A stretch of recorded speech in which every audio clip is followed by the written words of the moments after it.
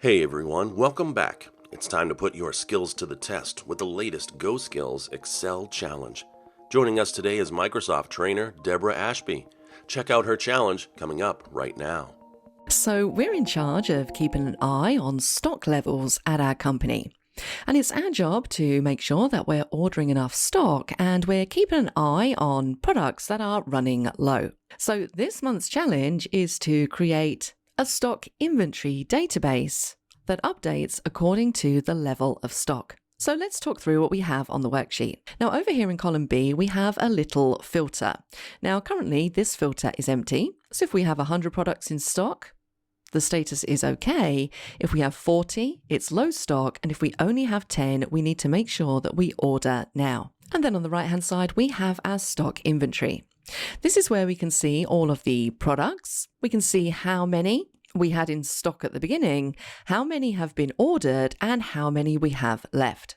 Now, I've already completed the calculation in column K for you. That is a simple sum calculation where we're minusing the number of items ordered from the amount of stock so we can see how many products we have left. So the first part of this challenge is to create a drop-down list in cell B5 that lists out OK, low stock, and order now.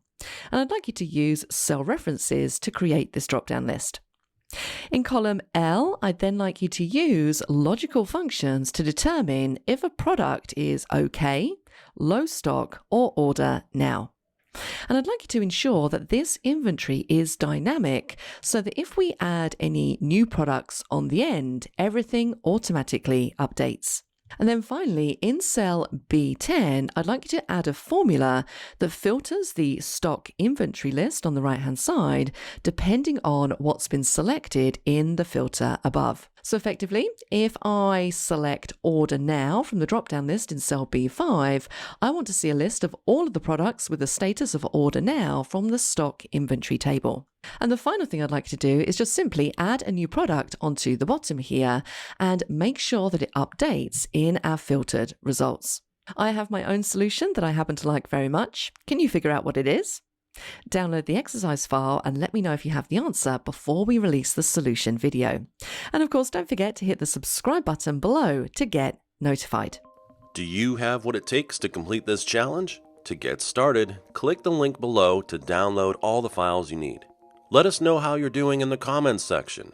Or, even better, join the GoSkills Slack channel and chat with other Excel pros about your progress. Link in the description. If you'd like to know the solution to this challenge, hit that subscribe button and get notified when the next video drops with all the step-by-step instructions on how to solve it. Good luck, everybody!